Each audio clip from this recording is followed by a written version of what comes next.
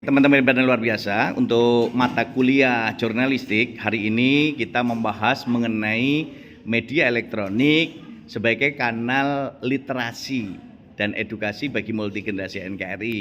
Jadi untuk pembahasan kali ini kita akan bahas menjadi 6 kelompok. 6 kelompok ya, 6 kelompok.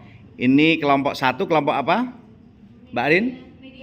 Media online. Kelompoknya siapa saja, Mbak Rin? Ada Arinda, Siti Putri, Rafiana, Nia Hanifa, dan Rita Konsifah, Bapak. Baik.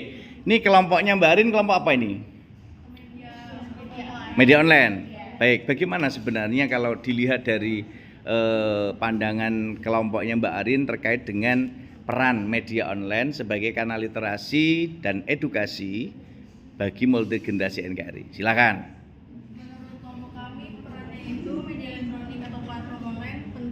Kanal literasi dan edukasi karena mampu menjangkau berbagai generasi secara fleksibel, cepat dan mudah diakses sehingga mendukung pembelajaran berkelanjutan tanpa batas ruang dan waktu.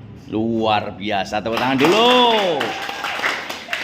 Nah, kalau boleh saya tanya perspektif lain, sebenarnya bagaimana peran media ini untuk bisa menggerakkan atau memotivasi multigenerasi NKRI agar giat berliterasi? Silahkan, siapa yang mau memberikan komentar? Pemantiknya apa? Berarti harus lebih diapakan agar generasi muda NKRI ini untuk terpantik semangat untuk berliterasi? Rajin membaca, rajin baca, kemudian juga dituangkan dalam bentuk tulisan. Nah, di situ yang selalu Pak Roma digaungkan, ayo terus berliterasi dengan ratu lisan, rajin menulis dan membaca. Luar biasa. Nah, sekarang kita ke kelompoknya Mbak Bella. Kelompok Mbak Bella, kelompok poin tadi podcast. Nah, lalu peran podcast saat ini di media elektronik kan banyak sekali nih. Ada podcast yang justru siapapun sekarang bisa membuka podcast dan memiliki podcast. Bagaimana peran podcast ini bisa menjadi perantara atau media untuk menjadi kanal literasi dan edukasi bagi multigenerasi NKRI? Monggo Mbak Bella. Nah, menurut kelompok kami, melalui podcast orang itu bisa belajar hal baru dan memahami isu-isu terkini dengan cara yang lebih ringan dan mudah didengar. Luar biasa. Mungkin dimensi lain, ada yang mau menambahkan perspektif lain? Mungkin dari gerakan-gerakan mahasiswa kan muncul upaya untuk menyampaikan kritik, menyampaikan wawasan-wawasan baru pada pemerintah. Itu biasanya dilakukan melalui forum apa? Kegiatan-kegiatan apa? Ada gerakan-gerakan literasi atau komunitas literasi yang dilakukan oleh para mahasiswa? Atau melalui himpropsi, ada? HMB? Apa? Setahu kami tidak ada kalau di himpropsi. Tidak ada, belum ada. Berarti artinya para mahasiswa pun juga punya peluang untuk bisa memiliki podcast yang nantinya bisa untuk menjadi media edukasi bagi multigenerasi NKRI dalam rangka untuk meningkatkan kualitas literasi kita. Oke? Tepuk tangan dulu untuk kelompok podcast. Nah, sekarang kita lanjut ke kelompok TV. Kelompoknya Mbak Aul. Kelompoknya siapa saja Mbak Aul? Ada saya sendiri, Aulia, lalu di samping saya ada Anya Zofia, dan di sebelahnya ada Julia Diva. Ya, ini kelompok kelompok televisi nih. Iya. Nah, bagaimana peran televisi untuk bisa menjadi media kanal literasi dan edukasi bagi multigenerasi NKRI? Baik, kalau televisi sebagai media elektronik itu dia yang pertama unggul di dalam menyajikan informasi secara audio dan visual. Karena televisi ini memadukan gambar, suara, dan juga warna, sehingga dia jauh lebih menarik dan lebih mudah dipahami dibandingkan bentuk-bentuk media cetak.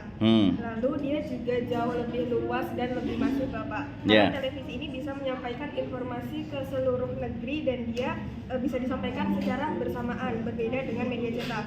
Dan juga dia dikatakan aktualitasnya tinggi dikarenakan dia bisa menyiarkan peristiwa-peristiwa langsung secara real time di lokasi kejadian. Oke, artinya lebih update ya, Ya, dan itu menjadi salah satu pemantik gerakan-gerakan literasi untuk multigenerasi NKRI agar mereka tetap bersemangat untuk belajar dan membelajarkan diri. Luar biasa, tepuk tangan dulu. Oke, ini kelompok radio Mbak Dina. Silakan Mbak Dina, kelompoknya siapa saja ini? Ada saya, ada Bilkis, ada Silvi, dan satu lagi nggak masuk, Lovita. Oke, nah bagaimana ini peran radio sebagai kanal literasi, informasi dan juga edukasi untuk multigenerasi NKRI? Silakan. Radio penting sebagai kanal literasi karena mudah diakses oleh semua kalangan, termasuk di daerah terpencil. Kemudian melalui siaran edukatif, radio membantu masyarakat memahami informasi dan melatih kemampuan menyimak, sehingga radio dapat mendukung pemerataan literasi. Oke, luar biasa. Jadi peran radio sangat esensial untuk menjembatani bagaimana media-media informasi dan media-media literasi ini bisa sampai ke multigenerasi NKRI, gitu ya. Oke, luar biasa. Tepuk tangan dulu. Wih, mantap. Oke, kelompok tabloid. Satu pertanyaan. Bagaimana peran tabloid bisa menjadi salah satu kanal literasi, informasi, literasi dan juga edukasi bagi multigenerasi NKRI? Silakan. Bagi kami, tabloid penting sebagai kanal literasi dan edukasi yang mampu menyebarkan informasi bermanfaat, menumbuhkan budaya membaca, serta menjangkau berbagai generasi masyarakat Indonesia dengan bahasa yang menarik dan mudah dipahami. Nah, mengapa bahasa yang menarik dan mudah dipahami itu menjadi pemantik gerakan literasi bagi multigenerasi NKRI?